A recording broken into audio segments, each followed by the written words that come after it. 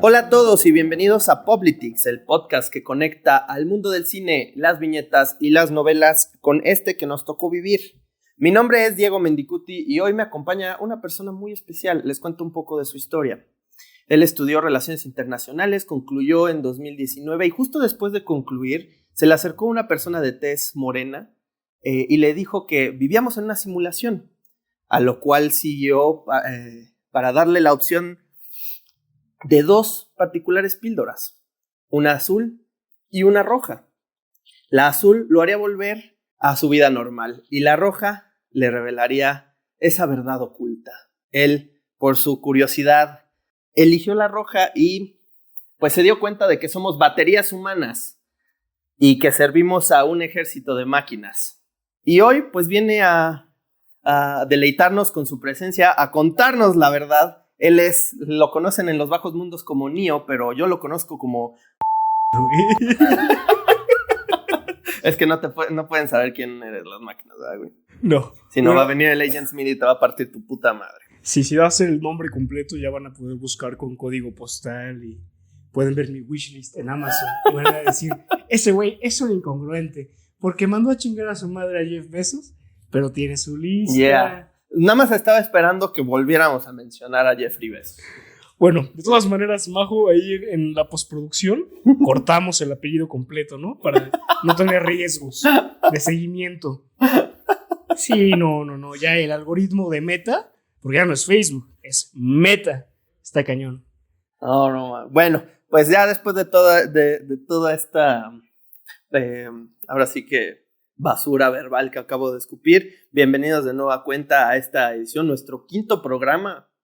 Ya está cabrón, ya se empieza a notar como una realidad. Y bueno, en esta edición particular vamos a hablar de Matrix, preparándonos para la cuarta entrega, Matrix Revelations, en donde las hermanas Wachowski regresarán para traernos a la pantalla de nueva cuenta a Neo, a Trinity y a Morpheus, que creo que regresan los tres con los actores originales, ¿no? Me parece que Neo y Trinity sí. Creo que Morfeo no. Y tampoco van a dirigir a ambas hermanas, solo una. Ah, ok. Sí, para que después no vengan a ponernos en los comentarios, ¿no? Sí sabemos. Bueno, no, pues él sabe más. Esto en respuesta a una de las sagas más exitosas, pero también de cierta forma controversiales, podríamos decir, porque, bueno, yo disfruté mucho la primera película, creo que es una experiencia única. Las otras dos no creo que le pegaron a esa calidad. Es una buena historia, creo que eclipsa bien, pero la primera película es otro pedo completamente. Y pues quisiera empezar esta interacción con ustedes, no hablando sobre qué esperamos de la película, de la 4, sino de, pues, qué nos trajo Matrix, sobre todo la primera entrega, que es la gran revelación. No sé, los dos ya vieron la primera de Matrix, ¿no? Y pues quisiera empezar con una pregunta muy básica, chavos, amigos, producción, equipo de Poplitics. Hoy vienes con una actitud particularmente televisiva. Yo siempre, güey, siempre que prendes los micrófonos me agrando. Y además, esa guayabera que llevas de Charlie Sheen sí te da un poquito más de estilo. Sí, porque nadie está viendo cómo chingado vengo vestido. Pero bueno, gracias por guayabera ilustrarlo. Y como acaba de pasar Halloween, también traes una cabeza de elote. De elote. Pero bueno, la pregunta para ustedes es, ¿qué sintieron la primera vez que vieron Matrix, la primera entrega? Yo les comparto. Para mí el sentimiento fue muy parecido cuando, se va a escuchar muy jocoso, ¿no? Pero como cuando dejas de creer en Santa Claus. O sea, es como ver que el mundo no es inocente, que te enfrentas a una verdad muy, muy cruda, porque aparte no es como de esas películas que se acaba, te levantas del asiento o de donde estés y sigues con tu vida. Es una película que se las arregla para acompañarte. Y no nada más es Santa Claus, te das cuenta que tampoco los reyes. Ni la economía. Ni el ratón Pérez. Todos en el mismo ámbito de narraciones, ¿no? Sí, y pues es una película muy bien pensada. Esa cuestión de las simulaciones, pues llegan a un nivel muy existencial, pues, de plantear esas preguntas en el espectador. Al menos así fue como yo me sentí. Majo, ¿tú cómo te sentiste al ver Matrix por primera vez? ¿A qué edad la viste por primera vez? No sé, como 10 años o algo así. Cabrón. Todas joven. ¿Y cómo te cayó? ¿Cuándo salió? ¿Como en el 99? Sí, ya tiene un buen rato. No sé, me acuerdo que la vi porque mi hermano las vio todas. Ajá. Y la vi como que muy sin ponerle atención y sin saber qué pedo ni nada. Y nada más se me hizo súper fumado. Ok. Pero no entendí realmente nada de la... O sea, no tuve la misma revelación que tú tuviste de ya no creo en Santa Claus. Para mí fue nada más como de... Ok, this is really weird. Sí, es que Y ya. yo creo que la viste entonces a buena edad. Porque yo la vi como a los 15, 16 años y pues, es cuando te empiezas a preguntar cosas más profundas. Y pues sí me partió la madre un poquito. Y pero bueno, qué bueno que al menos no saliste, que no pudiste dormir esa noche. Eso es bueno. Pero ya después de eso, ¿la volviste a ver con una revelación más similar a la de Diego? ¿O te quedaste con esa experiencia infante? Pues, más bien creo que me quedé con esa experiencia porque no... O sea, nunca fue como... O sea, sé que es una película de culto. Un hito, Sí. no sé, pero no es como mi género de cine y no es algo que me llamara la atención.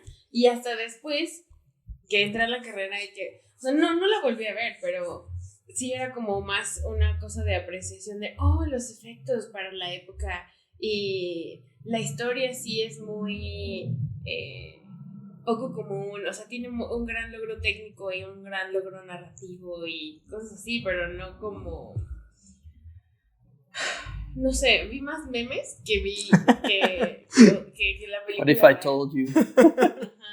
A mí también me tocaron las tarjetitas de huevo cartoon en versión de Matrix. Sí, Igual, el güey Chavo no la vi, pero sí recuerdo que se consideraba algo por encima de la ciencia ficción general o la fantasía. Uh-huh. Sí tenía esta característica de la película, es la Matrix. Sí, de hecho yo la vi mucho después de que salió porque pues, o sea, como que nunca me cachó el concepto hasta que la vi. O sea, cuando vi ese gran giro de la píldora azul o la píldora roja y vi toda la realidad de la película y lo que te está planteando, dije, ¿qué pedo, güey? Y ahí fue cuando llegó ese sentimiento de que ya les conté. Pero bueno, vamos a pasar a Jorge. ¿Qué pedo? ¿Qué sentiste tú cuando viste por primera vez esta película? Una sensación muy similar a la tuya, seguramente. Yo igual la vi hasta los 16, 17 años. Sabía que existía. Sabía que era una película de la talla o por encima de producciones como Terminator, Star Wars.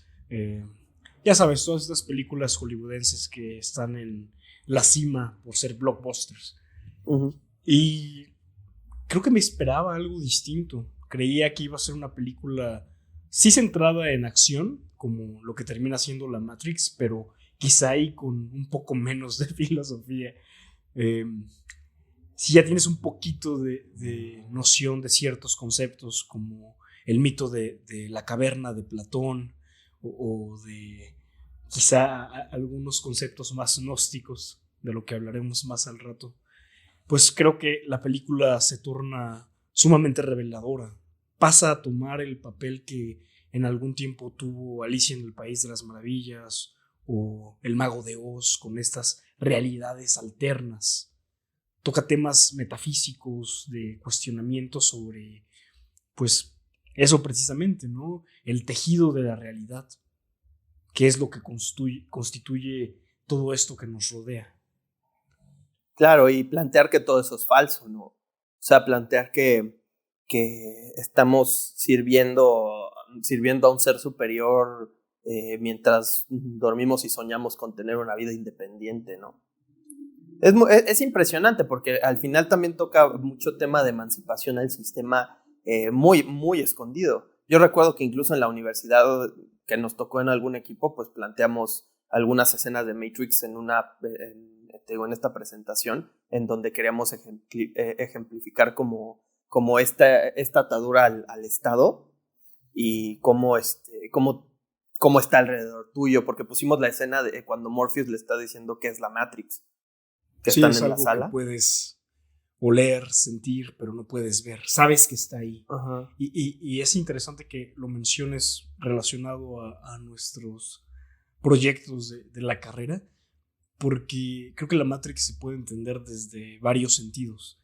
Y el que estábamos abordando en ese entonces era la Matrix social, ¿no? La sociomatrix, por decirle de alguna forma. Y sí, está ahí. Sabemos perfectamente que hay una realidad constituida de narrativas, de mitos, de ciertos conceptos que le dan sentido a, pues, ya no solo a una industria o un mercado, sino a una civilización entera, como lo es la nuestra. Entonces, creo que esa es la primera Matrix que se nos viene a la cabeza cuando vemos la película por primera vez. Es lo más inmediato, ¿no? Sí, la sociomatrix, la simulación que constituye la economía, la política, la ciencia en algunos aspectos, entre otras cosas. La mismísima religión, ¿no? Sí, pero pues que la religión ya nos conduce a algo más profundo, porque en esta escena icónica lo que dice Morfeo o Morpheus es le dice a Neo, eres un esclavo que nació siendo un esclavo, que está en una prisión que no puedes tocar, ni oler, ni dice, creo que taste, como saborear. No creo que puedas saborear una prisión. Bueno, sí, pero qué asco. Pero bueno, estábamos hablando de la prisión, ¿no? De esto que plantea Morfeo en esta escena, pues, que se ha vuelto icónica, ¿no? Plantearle a una persona que está en una prisión, luego ofrecerle la opción de seguir con su vida o pues enfrentar una realidad muy fuerte, que finalmente por eso el que acaba siendo uno de los villanos principales, que era el infiltrado en la tripulación, que no me acuerdo cómo se llama, el pelón, que es el que los traiciona. Sí, con el bigotito que parece personaje de Hook. Al final, lo que este güey quiere es regresar a su vida en la Matrix, porque dice que la ignorancia es una bendición. Sí, ¿no? Quiere reintegrarse. Ajá, porque pues está muy feo pues andar en una nave toda ojete, huyendo de calamares mecánicos que quieren matarte, y en una ciudad en donde pues es como la última esperanza de la humanidad. Pero bueno, ya hablamos de la sociomatrix que ya planteaste, que creo que encima 3 de los 4 episodios previos al que estamos grabando ahorita hablamos de la sociomatrix, güey. Sobre todo en el juego del calamar, creo que se tocó mucho el tema de que estamos encerrados en un sistema ineludible, del que pues es muy complicado salirse, y el salirse equivale a ver que pues lo que hay allá afuera pues es una miseria, es una guerra, ¿no? Y que pues adentro te tienen en una ilusión continua de abundancia y de aspiraciones, ¿no? Eso es la sociomatrix. Sí, una capa tras capa de narrativa.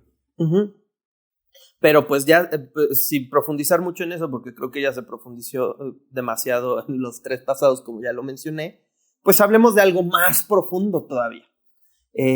Creo que la primera vez, una de las primeras veces que hablé contigo sobre esta película, que ya los dos ya la habíamos visto, ya estábamos en la universidad, me hablaste de una corriente filosófica espiritual llamada el gnosticismo. Creo que tienes mucho expertise en esto, tienes pues leyendo al respecto mucho tiempo, y pues al tú contarme sobre estas cuestiones, creo que empezamos a hilar juntos, más tú que yo, un paralelismo muy claro entre la saga de Matrix y la premisa de de la prisión y del ser humano como una batería, con los preceptos y con la filosofía gnóstica en general. Entonces, pues mi pregunta inicial es para la gente que pues no lo conoce, ¿qué es el gnosticismo? Ahora sí que como diría Jordi Rosado, ¿qué húbole con el gnosticismo? ¿Qué es y cómo se come, no? ¿Pero qué es? ¿Qué es ese pedo? Primero tengo que decirte que tus introducciones siempre me sorprenden. Nunca son Gracias. iguales, entonces... Intento ser impredecible. Muy bien. Muy bien. Sí se nota que tú te echaste la píldora roja. Gracias. Pues me considero gnóstico, pero de ninguna manera podría decir que soy un experto en gnosticismo. Uh-huh. Es una teología tan profunda como cualquier otra y hay bastantes ramas del gnosticismo. Sin embargo, como gnóstico, sí te puedo platicar sobre los axiomas generales que constituyen a la filosofía gnóstica, a las creencias gnósticas. Y pues vamos a intentarlo, ¿no? A ver cómo nos sale. El gnosticismo se divide principalmente en dos ramas: el gnosticismo hermético y el gnosticismo cristiano. El gnosticismo hermético es muy sencillo. Básicamente se introduce a todas las religiones del mundo y trata de encontrar los puntos en común de los mitos, de los diferentes tratados, los ritos, para poder hacer una especie de compilación sobre espiritualidad humana. Uh-huh. Y la segunda rama, también muy grande, es el gnosticismo cristiano. Este gnosticismo cristiano es muy interesante, también tiene muchísimo que ver con el gnosticismo hermético, pero este en particular yo creo que a mucha gente le va a hacer ruido porque se conecta bastante con la Matrix y también con una de las religiones más expandidas por el mundo, de las más populares y aceptadas, que es el cristianismo, ¿no? Llámese catolicismo o cualquiera de sus ramas también. Y básicamente el gnosticismo tiene tres pilares.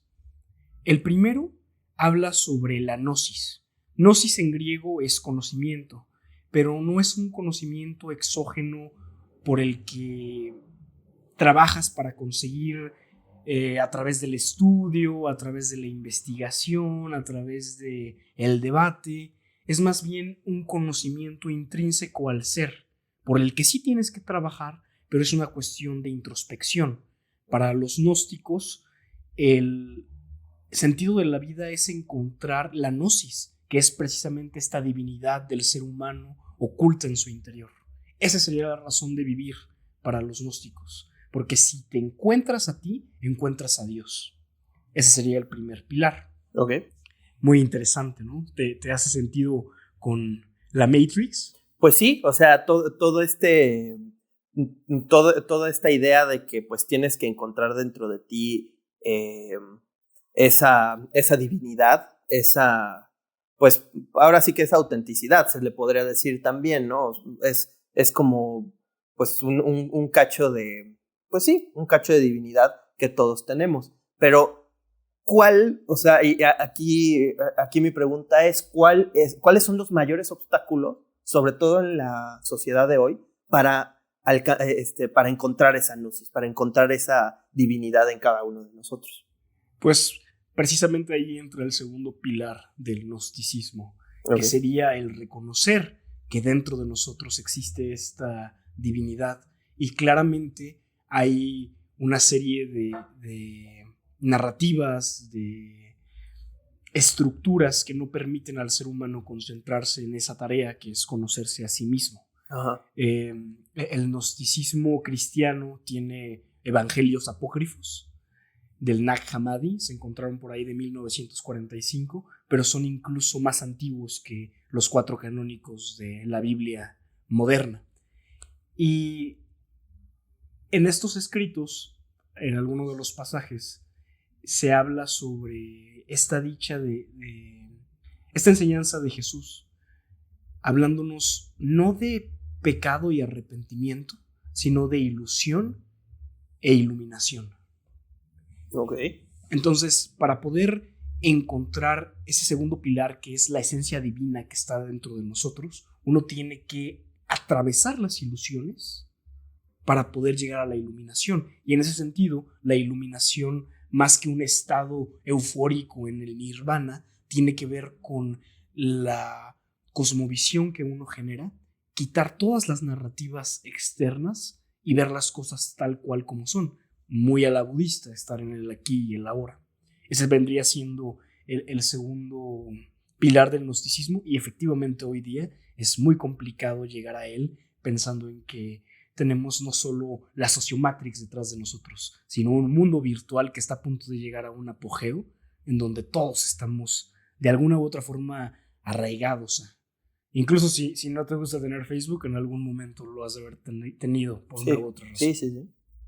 No, y hablabas de las ilusiones. Me imagino que las ilusiones son todo este setting social, político, todas estas cuestiones de lo material y como las tentaciones, vamos a decirlo en términos muy generales, ¿no? Sí, no me gustaría utilizar la palabra tentación porque entonces nos vamos mucho al canon más católico, pero sí tiene que ver precisamente con el sucumbir ante lo material. Ajá. Ante la ilusión. Algunos le llaman Maya, otros le llaman Matrix, como bien lo dice este podcast, pero ahí nace el tercer pilar del gnosticismo, la figura del demiurgo, el Dios autoproclamado como único. Las máquinas. Yo los vería más como arcontes. Ahorita vamos. O sea, haciendo el paralelismo con Matrix, porque. Sí, pero ahí yo creo que las máquinas serían los arcontes, que ahorita vamos a ahondar un poco más en ello, y el demiurgo sería el arquitecto. Ah, el arquitecto, sí. El demiurgo sería esta figura un poco más detrás de las sombras, no se ve. Las máquinas son estos enviados del arquitecto, y en el caso del gnosticismo, los arcontes, que igual vienen de una palabra creo que también griega, que son agentes del establishment, agentes del Estado, del status quo, del gobierno, de lo que tú me digas. Cualquier institución imperante en ese momento vendría siendo un arconte o una casa de arcontes. Y el demiurgo, como el arquitecto en la Matrix, es este ser egoísta, este ser centrado en sí mismo, lleno de ego, que por mucho tiempo creyó que era el único Dios, el único ser divino, y al darse cuenta de que existe mucha más pluralidad en el universo, trata de imitar el universo y crea una versión física de ese universo. Sin embargo, esa versión física no tiene alma, está sin vida, estática, y por tanto toma la llama divina del cosmos y la encierra en la materia. Y evidentemente esta es una visión mística, mítica, y creo que ya lo mencionamos en algún otro podcast, lo decía bien Joseph Campbell, gran libro, El héroe de las mil caras, para cualquier persona que le guste esto de los mitos. El mito es la conexión entre lo divino y lo humano, y es nuestra tarea quitarle todas estas capas históricas, simbológicas, semióticas, para ver cómo se acerca un poco a nuestra realidad. Y evidentemente este mito te va a recordar un poco al mito del Edén. Sí, claro. Sí. O sea, entonces, bajo la premisa gnóstica, el demiurgo realmente fue quien puso a Adán y Eva en ese jardín del Edén y los privó del conocimiento del árbol, por así decirlo, ¿no? Básicamente, en la visión gnóstica, este Dios del Antiguo Testamento es el demiurgo, que busca adoración, que busca sumisión sin ningún tipo de cuestionamiento, que busca adoración, y la serpiente, en contraste con toda la liturgia judeocristiana, sí, que es Satanás, ¿no? En este caso es más bien una figura de liberación. De hecho, se le asocia muchísimo con una figura en el gnosticismo conocida como Sofía. El gnosticismo habla muchísimo sobre la divinidad femenina. Tiene mucho más peso que cualquier religión imperante en estas épocas. Y Sofía es la madre del demiurgo, igual tiene una serie de leyendas muy similares a las que tenemos en la antigua Grecia. Todos los mitos grecorromanos se parecen muchísimo y hablan precisamente de Sofía siendo uno de los seres primordiales que existía, y como es la diosa de la sabiduría, no puede ser estática, entonces quiere experimentar, y experimentando tiene un hijo del cual no se enorgullece muchísimo porque estamos hablando del demiurgo, y lo oculta. Y al ocultarlo, este ser crece pensando que es el único ser con esa grandeza. Se vuelve egoísta, egocéntrico, ávido de ratificación, y pues hace todo esto que ya mencionamos. Y bueno, regresando al mito del Edén, Sofía es esta serpiente que se acerca a Eva y le dice: mira, aquí está el árbol del conocimiento, prueba su fruto, libérate de la simulación, porque obviamente este demiurgo se posa a sí mismo como el ser supremo, como el dios de los dioses, como el dios único. Fuera de él todo lo demás es falsedad y lo que tú me digas, ¿no? O sea, el Jardín del Edén es la primera Matrix. Sí, es la beta de la Matrix. Qué huevo. Ahí tuvieron sus primeros trials para ver qué onda. Sí, contra un ser humano completamente ignorante y pues neófito, realmente, ¿no? Sí, y sobre todo al que se le hace olvidar que él también es divino, porque la intención de este demiurgo es centrar toda la atención en sí mismo como el único ser de divinidad. Y tú eres mi creación, ser humano. Y entonces el despertar es darse cuenta que tú estás hecho de esa divinidad. Tú eres esa divinidad. Entonces, pues sí, dista bastante. De hecho, entre los primeros 80 y 200 años de la nueva era, hubo una persecución enorme hacia el gnosticismo, porque lo que ellos predicaban va un poco en contra de lo que se conoce hoy como la tradición judeocristiana. Todo lo heterodoxo fue perseguido, y pues no me extraña que los textos del Nag Hammadi, que son estos libros apócrifos de tiempos de Cristo, aparecieran hasta hace apenas unos 70 años, 1945 más o menos. Uh-huh.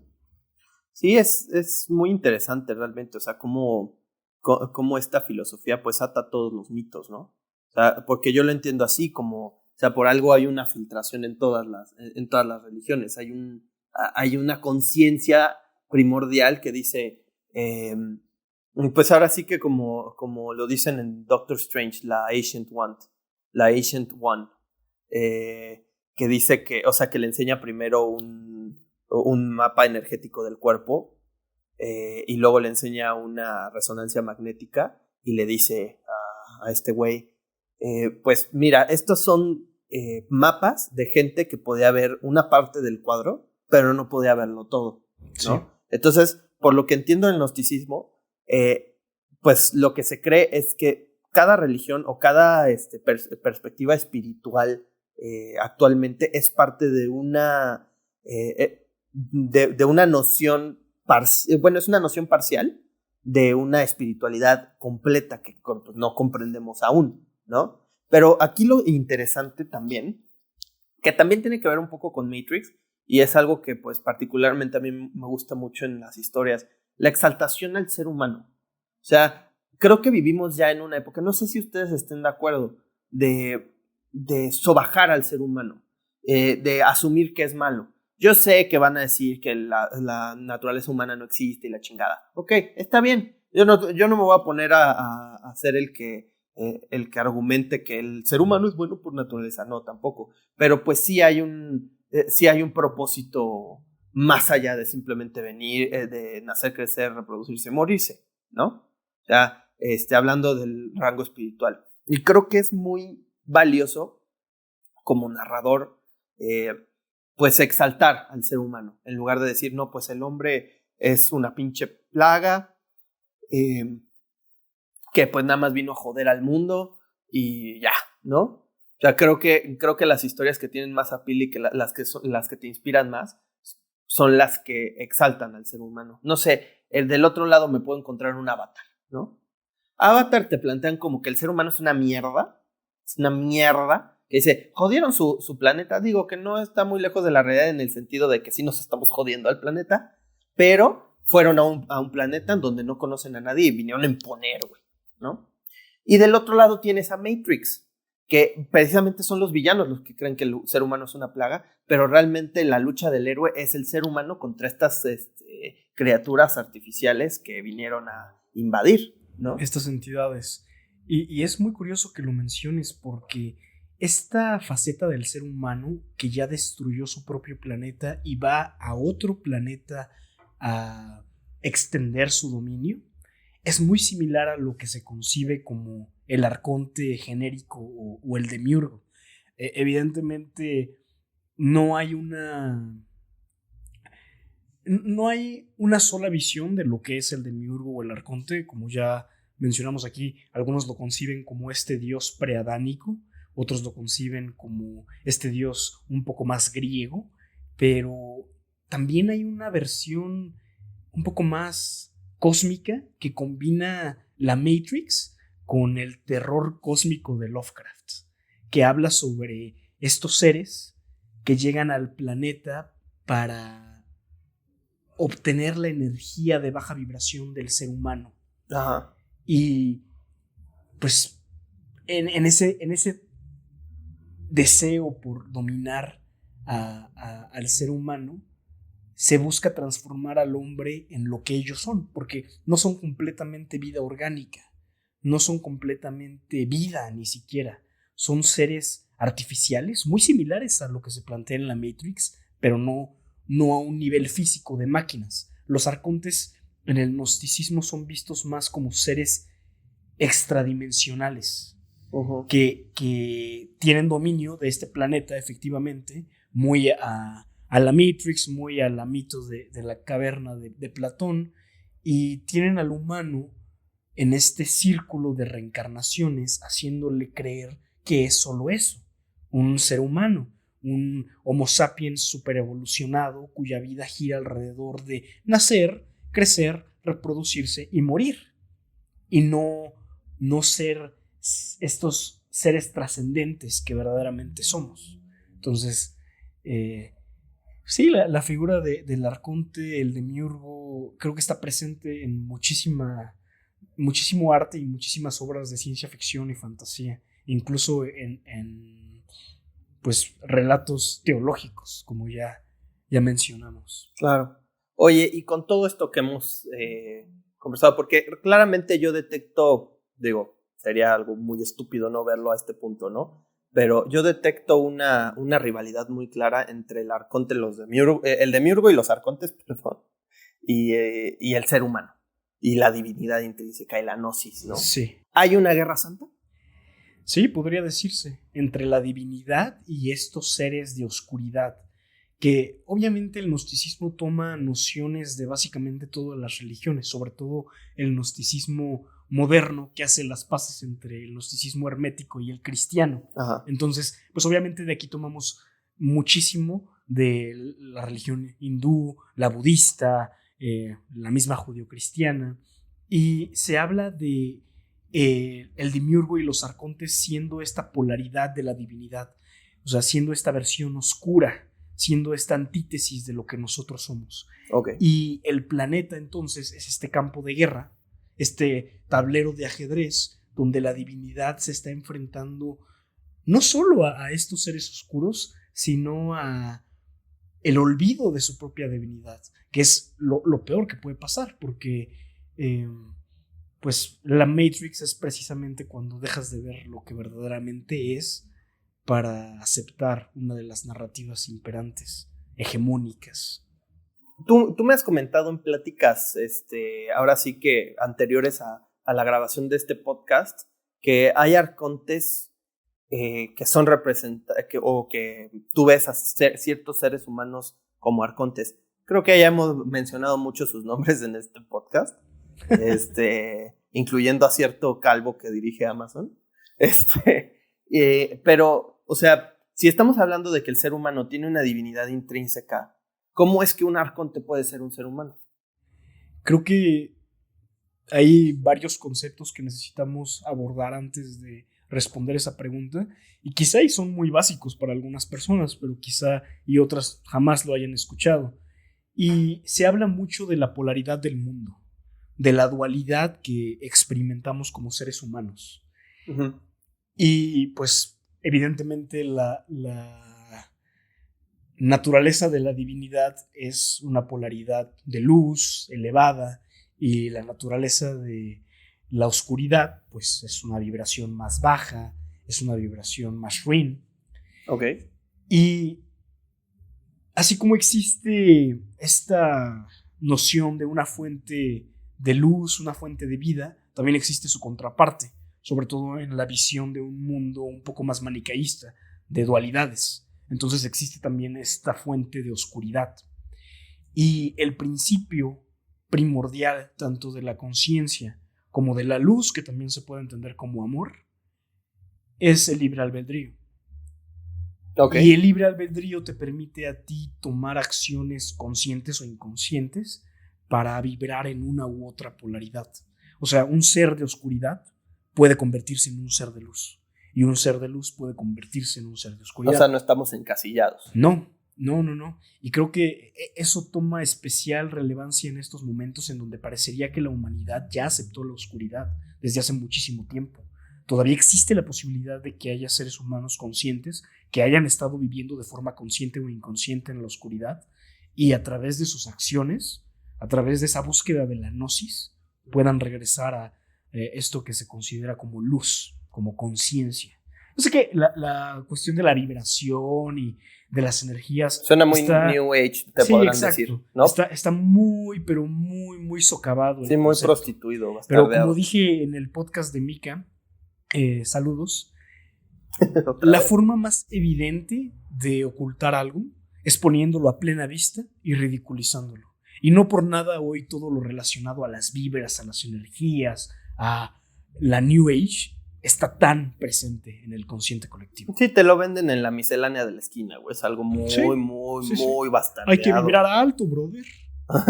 No, y pues una cantidad de mamadas que ni siquiera voy a decir los nombres porque luego no se me va a ofender de que no ataques a las flores de Bach, güey. No pienso hablar tanto del tema, pero pues sí, la New Age plantea muchos conceptos que son extraídos de ciertas religiones y filosofías y los pone como un producto marketinero baratísimo, ¿no? Exacto, le da el tratamiento industrial. Sí, no, es una mamada, güey. Es una mamada. Pero bueno, es algo chiste, es una parodia, ¿no? Es una parodia de la espiritualidad. Y ya con todos estos conceptos en la mesa, creo que es más fácil contestar el cómo todos los seres humanos pueden encarnar a los arcontes. Los arcontes no necesariamente son estos seres interdimensionales, que quizá y sí, no lo sé, nos están acosando desde otros planos, sino que también nosotros como seres humanos podemos encarnar el arquetipo del arconte y ser agentes de lo establecido. Sí, ya vi tu referencia. Ya la leí en chinga, güey. O sea, cuando los agentes en la Matrix se van convirtiendo en personas y los poseen. Exacto. Ay, todos, cabrón. Todos, en cierta medida, podemos ser o no ser arcontes. Sí, así en la película te lo ponen como que no tienes opción, pero es un paralelismo muy interesante. Bueno, no tienes opción si no sabes que estás en la Matrix. Sí, porque una vez que ya estás despierto, entonces es un poco más complicado porque tú ya no planeas ser un perpetuador más del sistema, o al menos trabajas para no serlo. Y en la Matrix jamás vemos a un Neo o a una Trinity convirtiéndose en un agente. O al menos ponen muchísima resistencia para esto. Y en cambio, un trabajador genérico de un call center o de una construcción o un vagabundo debajo de el metro puede convertirse en un arconte fácilmente, como se proyecta en la película tantas veces. Sí, te digo, es un paralelismo muy interesante saber que hay agentes de esta oscuridad que muy fácilmente pueden tomar o secuestrar tu propio cuerpo y encarnarse en ti, güey. Sí. Ahora sí que para perseguir a la gente que está intentando liberarnos de todo este pedo. Lo cual me lleva a la siguiente pregunta. Te hablaba de una guerra santa, ¿no? ¿Cómo vamos, güey? Bueno, creo que... ¿Vamos ganando? Creo que aquí la respuesta podría no ser la que uno querría escuchar, pero... es muy evidente que la oscuridad ganó terreno sobre este planeta y sobre la vida humana desde hace ya un buen rato. O sea, no es necesario ser politólogo, psicólogo, antropólogo, sociólogo, economista o algo. Perdónenos, economistas, los atacamos muy feo la vez pasada. No, pero chinguen a su madre todavía. Esto no es un ataque a ninguna de las profesiones, sino que no es necesario pertenecer a ninguna de estas disciplinas para darse cuenta que el estado general del mundo está muy por debajo de lo que podría estar. Y está en ese estado porque las elecciones que hemos tomado como humanidad están orientadas hacia la ilusión, hacia el maya, hacia apegarnos a esta realidad humana que nos aleja cada vez más de la verdadera divinidad. Y creo que incluso si no crees en todo el aspecto mítico de lo que hemos estado hablando, la parte material de la realidad, pues orienta la visión de todos hacia este escenario distópico en el que estamos viviendo. Claro, no, y es muy interesante porque, pues sí, o sea, el hecho de ver ese balance, ¿no?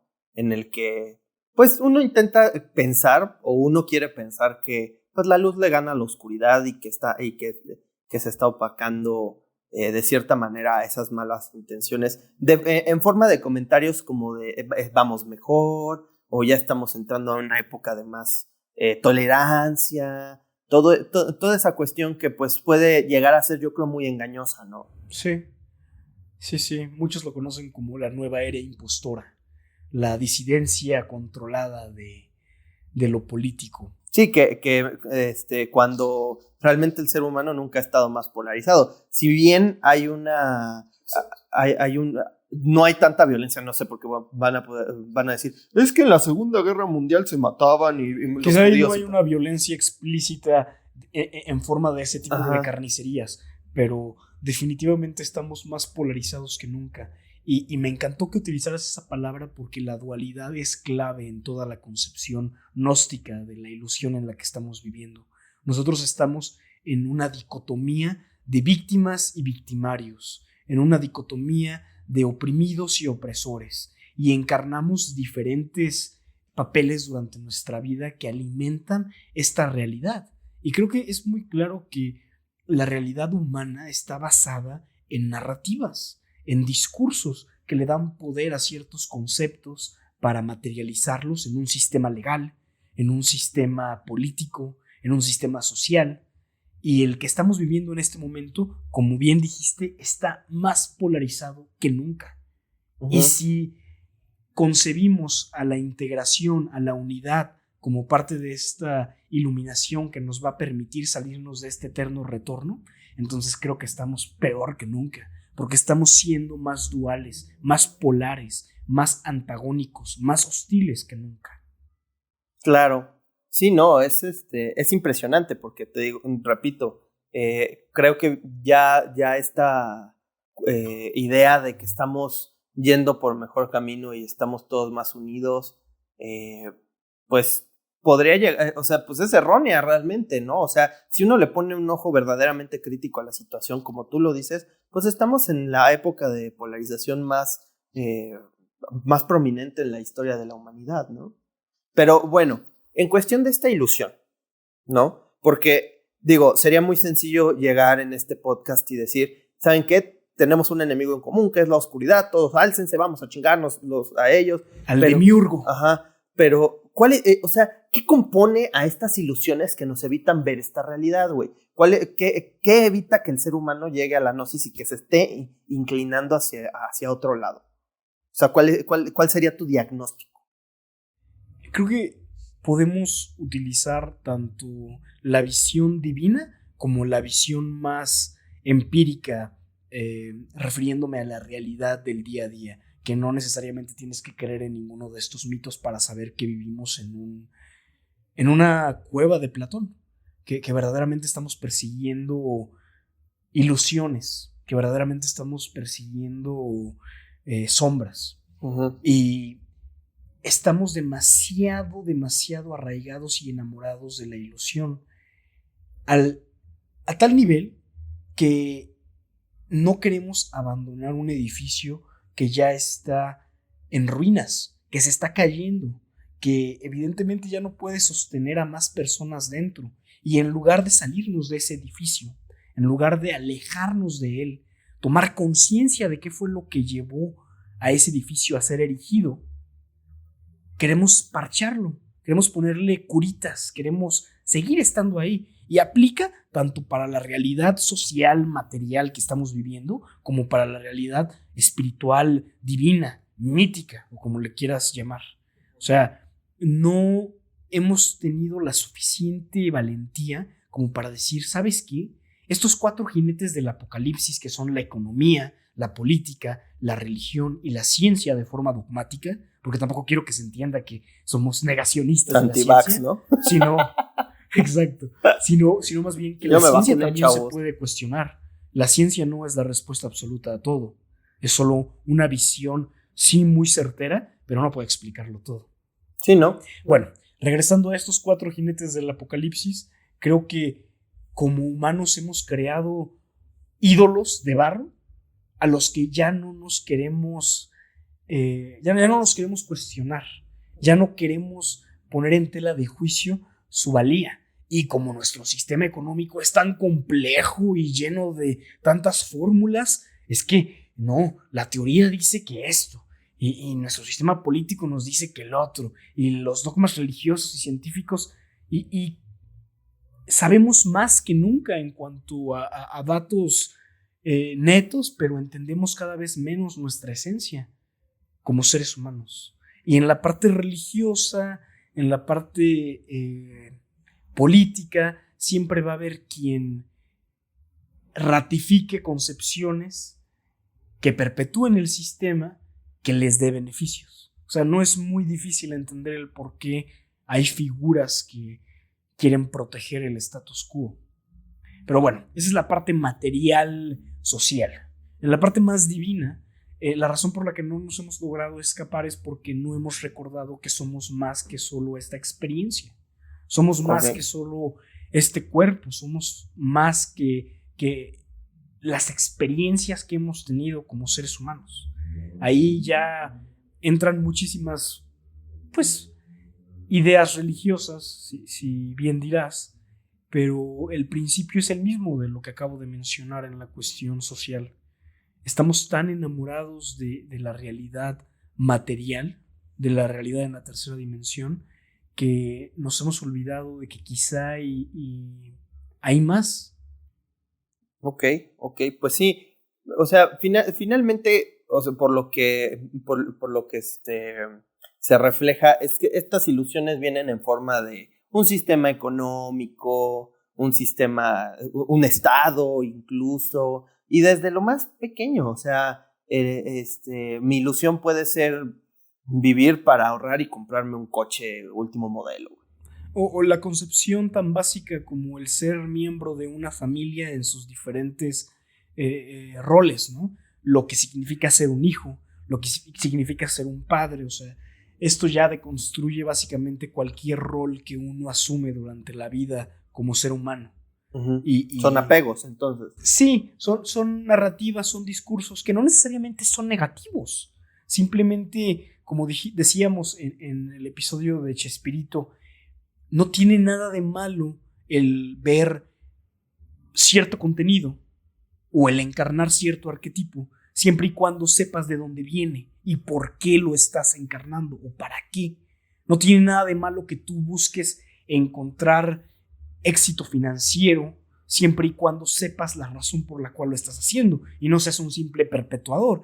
Siempre me dijeron que el éxito y la felicidad estaban alineadas a la acumulación de capital o bienes, o siempre me dijeron que la consumación del ser venía en relación de cuántos éxitos amorosos tuviste o qué tan famoso lograste ser.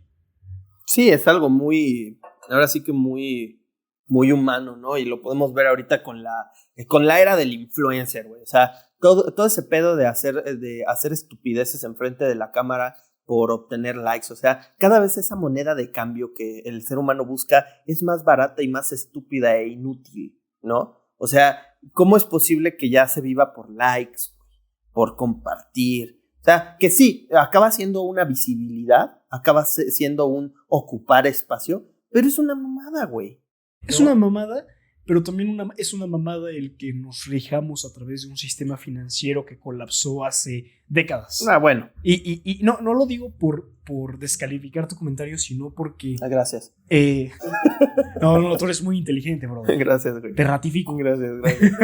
Ya me estaba preocupando, querido. De que me iban a pendejar como a Carlos Muñoz.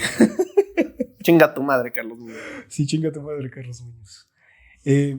Va más allá, porque creo que esta crítica que tú haces hacia las redes sociales el día de hoy es en el sentido de que se han convertido también en una Matrix. Uh-huh. Y uno busca su valía y busca incluso forjar su identidad con base en la serie de algoritmos que te proporcionan una idea de lo que debería ser.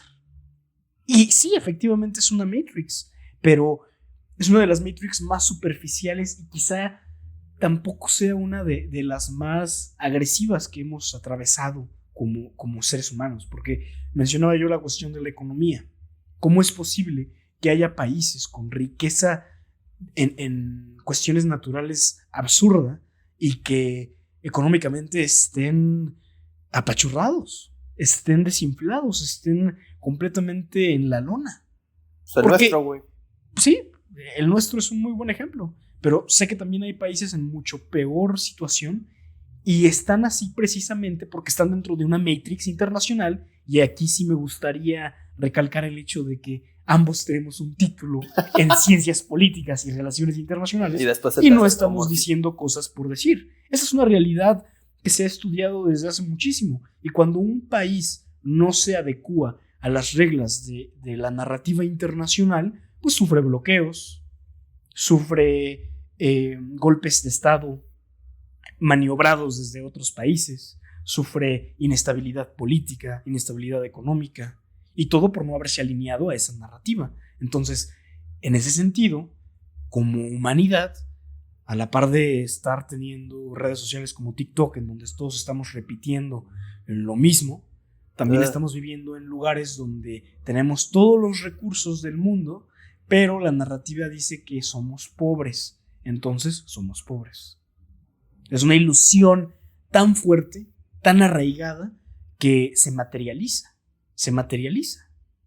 Claro. Me acuerdo que en el episodio de Batman dijiste algo muy cagado y muy interesante, que es como me planteabas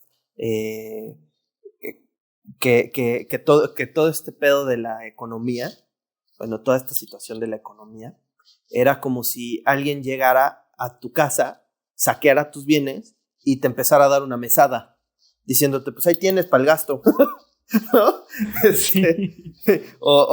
Me lo planteaste como que me robaban el PlayStation y que te daban 40 varos al mes para jugar pagar las maquinitas en el Showtime. Ándale, güey. De aquí de Plaza del Parque.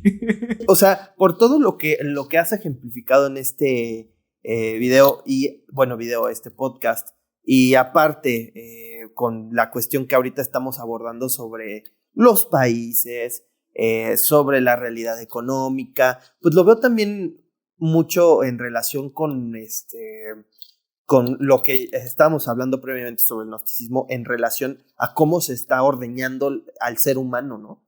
Entonces, estamos haciendo muchas referencias al Pockets of the Universe donde saliste, que espero que salga pronto, porque si no voy a quedar como un pendejo.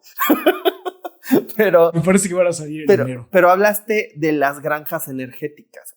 Sí. Hablaste de que el ser humano realmente está a merced de ser, ahora sí que ordeñado, güey, de energía por estos seres oscuros, ¿no? Sí. Y que son los que secuestran toda tu, o sea, en lugar de verlo como algo material, secuestran tu esencia y te van dando pedacitos como para que vivas y no veas que en realidad tu existencia es una... Sí, los placeres mundanos. Está secuestrado, ¿no? Sí. Y si vamos a entrar ahí, yo creo que sí es momento de hacer un disclaimer que vamos a irnos full meta. O sea, esto es cuestión... ¿No lo habíamos hecho antes ya? No, porque me parece que estábamos hablando también mucho con la idea de la sociomatrix. El paralelismo sí entre esta cuestión divina, pero también muy aterrizado a lo que sucede en la sociomatrix, en la realidad económica. Sí, como social, algo más política. aterrizado, más picadito y en la boca, ¿no? Sí. Ahorita ya nos vamos más denso. Pues vámonos de lleno a la parte metafísica. Creo que aquí, con todo lo que ya revisamos, se puede entender muy a grandes rasgos, pero también veo necesario acotar el hecho de que no importa demasiado el origen del demiurgo, ni si nuestro origen como almas aquí fue voluntario, porque también en la parte de la reencarnación o del alma decidiendo encarnarse, hay muchas teorías, ¿no? De esta visión un poco más positiva de venir al mundo para experimentar diferentes situaciones. Bueno, creo que muy independiente a el cómo haya llegado la parte etérea a la densa, llámese la encarnación de las almas, la teoría gnóstica sobre el planeta prisión recae en estos seres de naturaleza oscura, de baja vibración, que se alimentan de toda esa energía, toda esa vibración baja, negativa, que el ser humano hoy está emanando a montones. Y que básicamente hace un paralelismo entre el sistema político, social, económico, con una especie de feudalismo energético también, en donde estamos encadenados a seres de baja vibración que nos tienen atrapados en un ciclo del eterno retorno. Muy nietzscheano, pero aquí ya más al nivel fáctico de la reencarnación, de estar en una rueda de encarnaciones, tratando de liberarse, pero realmente sin una posibilidad porque el sistema global lo impide. Lo mencionamos en el ya vanagloriado podcast de Mika, saludos. Nos gustó mucho estar ahí. Y mencionamos en algún punto que cómo esperábamos que los seres humanos llegaran a este punto de iluminación bajo condiciones tan deplorables. Si la necesidad básica del ser humano, que es alimentarse, beber y resguardarse, no está satisfecha, ¿cómo esperamos que busque la gnosis, la iluminación? O sea, está muy complicado. Entonces, en ese sentido, los gnósticos ven esta rueda del karma como uno de los inventos de la oscuridad para hacernos pensar que estamos reencarnando para perfeccionar nuestra alma. Entonces, se piensa de este ciclo de reencarnación como un engaño en el que nosotros tenemos la idea que a través del sufrimiento es como nos vamos a purificar. Y el sufrimiento siempre está presente como un concepto esencial. De hecho, también en otras religiones, la idea de el arrepentimiento y la sumisión y por mi culpa, está muy presente. Y lo que se busca entonces con este sistema feudal energético de reencarnación forzada es continuar con la rueda del sufrimiento. Buscar que haya cada vez más energía de baja vibración, que sinceramente estamos generando también cada vez más. Y no solo como seres humanos, o sea, si te das un poquito de tiempo de observar cómo están los demás seres, te vas a dar cuenta que tampoco es que estén pasando un fin de semana en el cielo. O sea, claro. Están siendo utilizados como cosas. Y el ser humano también ya llegó a ser utilizado como cosa. Entonces, perdimos ya no solo esa divinidad, sino también nuestra propia humanidad. Y somos reducidos a mercancía en un sistema que nos hace sentir mucho menos de lo que verdaderamente somos. Y eso genera toda una serie de acontecimientos trágicos que van desde el asesinato, la violación, el secuestro, el fraude, entre otras cosas bastante desdeñables de nuestra especie. Pero básicamente es un planeta que está diseñado para ser injusto, para mantener a las personas en un sistema de sufrimiento, y así el demiurgo, los arcontes, estos seres interdimensionales se alimentan. ¿No? Y qué interesante, ¿no? O sea, realmente sí podemos hacer ese paralelismo completo y creo que cierra muy bien en lo que hemos comentado en este podcast al planteamiento de Matrix, por lo menos, ¿no? O sea, hablamos ya de una fuerza maligna externa de nuestra bueno, digo, en Matrix se plantea que es nuestra creación realmente, ¿no? Sí. Pero hablamos de esta fuerza que ya superó al ser humano. O sea, esa batalla ya está perdida, realmente somos refugiados, o sea, los que creen, los que ya despertaron en Matrix, como aquí podrías hacer el paralelismo de los que están aún creyentes en la luz, pues viven como refugiados, güey. Y el resto viven como, ahora sí que como baterías, que en este caso pues es esa granja energética, o sea, somos fábricas de energía para estos seres inmundos, ¿no? Así es. Y regresando un poco a la parte de la Matrix, la pastilla roja, en este caso, en la visión gnóstica, sería la muerte. La muerte nos lleva a ese momento en donde nos desprendemos de la materia y estamos en una dimensión etérea donde estos seres aparecen de nuevo, precisamente para evitar que trascienda el alma y mantenerla en este juego del karma, de la reencarnación. Entonces se hace muy presente esta imagen del túnel de luz blanca, que también mencionamos con Mika en aquella ocasión. Y este túnel de luz es una trampa, como el planeta mismo, en donde estos seres, con toda la energía que le han robado a la humanidad, se disfrazan de luz y buscan, pues, llevarte a aceptar tu reencarnación, porque, como se mencionó hace un rato, la cosa divina del ser es el libre albedrío. Entonces ellos no te pueden forzar exactamente a reencarnar, pero sí te pueden engañar para que lo hagas. Entonces se habla mucho sobre la petite mort en Francia, ¿no? Que es el orgasmo. En la visión gnóstica, entonces, la muerte se convierte en este momento de placer absoluto si has tenido una vida consciente, porque entonces vas a tener una muerte consciente.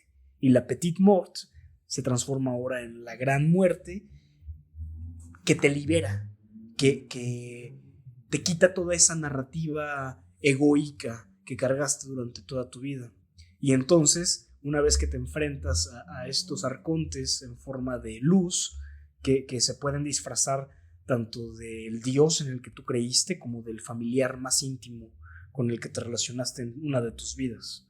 Entonces, llegar a este punto ya iluminado, que sería sin todas las narrativas que se van instaurando durante una vida promedio, es más difícil que te engañen, porque entonces tú ya no aspiras o ya no temes o ya no deseas las cosas con las que te podrían buscar engañar. Claro, y digo, ya en esa, ahora sí que en esa línea podemos plantear cómo es que estas personas salen, tienen que regresar a la Matrix porque están peleando esa guerra, pero antes les implantan todo este conocimiento. Yo lo veo como una cuestión de que estos güeyes al salir empiezan a comprender realmente el mundo, ¿no? O sea, ese te inyecto, bueno, meto conocimiento al cerebro por medio de un cable, de que no, pues aprendiste karate y francés y la chingada, ¿no? Con un disco. Pues para mí es como, estos güeyes están comprendiendo cómo funciona el mundo en el que se están moviendo y luego regresan y por eso son tan perseguidos, ¿no? Sí, aquí tal vez sí sería lo contrario en el sentido de que en lugar de meterte más información, la vas sustrayendo, te vas vaciando de todo eso que creíste que era la realidad para verdaderamente llenarte de... O te pones encima de ello. O sea, entiendes que todo eso es un juego, güey. Sí. Solo que dentro de la visión gnóstica, el vacío, que muchas veces en nuestra concepción occidental es lo más terrible a lo que se puede enfrentar una conciencia humana tras la muerte, el estar ante la nada, para el gnóstico es todo lo contrario. Es el tener la oportunidad de convertirte en creador. Porque si no hay nada más que tú, si no es más que la esencia la que perdura, entonces solo necesitas regresar a logos. Claro. Oye, y hablabas del simbolismo de la píldora roja como la muerte. Sí. ¿Qué es la píldora azul entonces? Pues en un sentido sociomátrico, podría decirse que es mantenerse dentro del paradigma hegemónico, que en este caso podría ser tener una vida, pues, como se considera que se ha de tener una vida hoy día, ¿no? Ajá. Es básicamente graduarse de una universidad o conseguir un negocio exitoso para después producir, acumular, reproducirte y heredar ese comportamiento. Ya no solo el bien que juntaste durante tu vida productiva, sino el comportamiento para que se perpetúe y entonces este sistema siga construyendo sobre cimientos podridos completamente. Entonces, en pocas palabras, la píldora azul es el status quo. Sí, el status quo es mantenerse a raya de lo establecido. Y es curioso porque evidentemente el sistema es consciente de que llega un punto en el que el hartazgo se vuelve generalizado.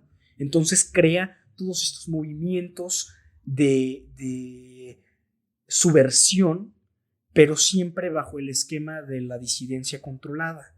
Ajá. No hay verdaderamente ningún tipo de cambio.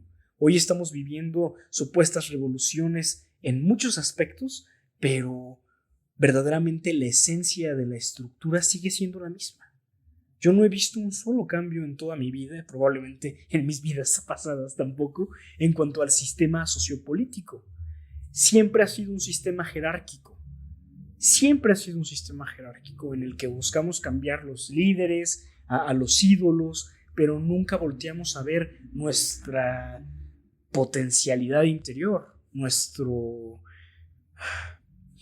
Sí, nunca nos volteamos a exaltar al ser humano como especie, ¿no? Y a nosotros mismos, o sea, nunca, ahora sí que se va a escuchar muy cursi, ¿no?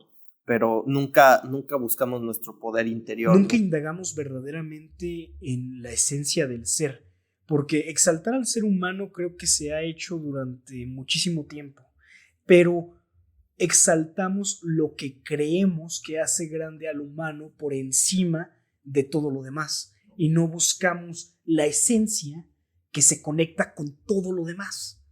Sonará muy hippie decir que estamos conectados a los árboles, pero sí lo estamos, de muchas formas, no solo de la cuestión de la fotosíntesis con el oxígeno y el dióxido de carbono, sino también en el sentido de que si eres vegetariano o vegano, pues evidentemente tu alimento viene de ahí, ¿no? De las plantas. Pero incluso si eres carnívoro, ese animal se alimentó o de otro animal o de plantas, o de un animal que comía plantas, no lo sé. El punto es que hay una conexión muy tangible del ser humano con su entorno, pero hemos decidido olvidarla.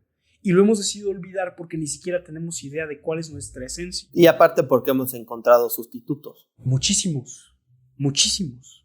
Sí, eso es algo muy cabrón. Digo, hablando de Avatar, que hablamos de esa película hace un momento, por hace un momento me refiero hace como 45 minutos, pues es algo que sí te tratan como de meter por abajo del alfombra. Bueno, ni siquiera, no, te lo avientan en la jeta, ¿qué estoy diciendo? ¿No?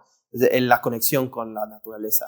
Es algo que, por ejemplo, el estudio Ghibli te pone un chingo, no sé, la princesa Mononoke. Uy, joya. Que podríamos hablar de eso en otra entrega. Sí, porque ahí estaríamos hablando un poco más del hombre contra la naturaleza. Aquí estamos hablando un poco más de la divinidad, sí, y la ilusión que nos vuelve sí, cotidianos. Pero hay una gran frase de un autor que me gusta mucho, seguramente lo conoces bien, y dice algo así esta cita: el hombre es una criatura formidable. Después de tantos siglos de ordinaria existencia, lo ha olvidado.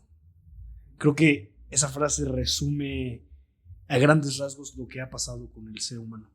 Eres muy amable, güey. Gran libro, se los recomiendo. Anki.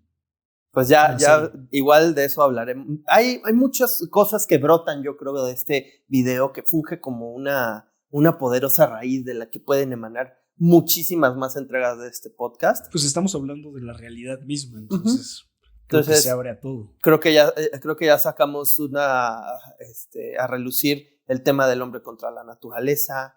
Ya sacamos a relucir Anki.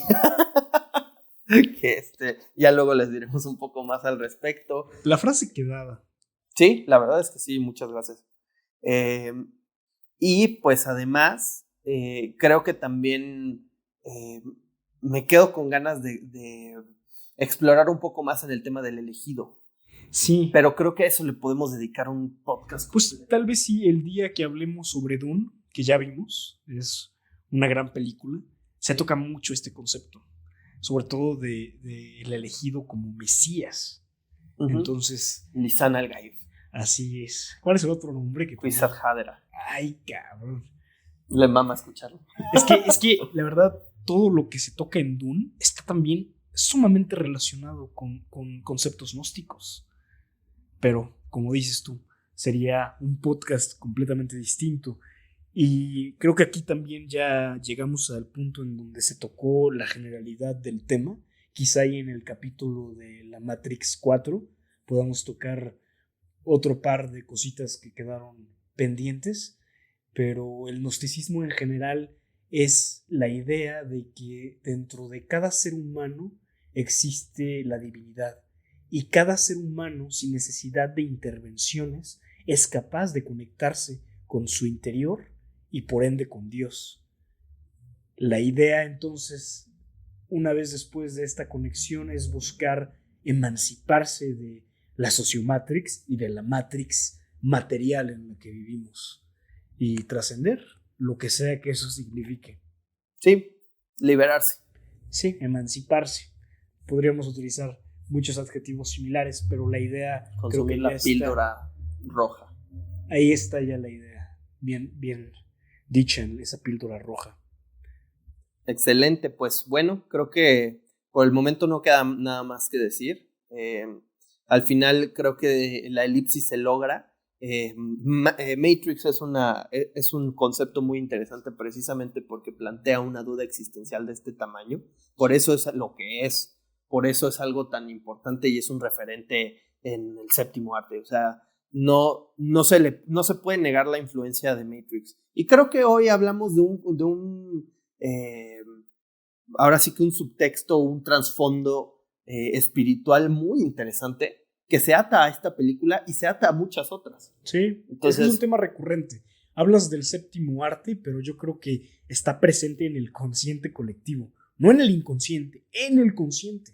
Y precisamente por eso películas como Matrix, como El Club de la Pelea, como Alicia en el País de las Maravillas, todas estas películas o relatos que nos plantean la posibilidad de una realidad construida, una realidad ficticia, son sumamente apelantes para el ser humano en general. Claro.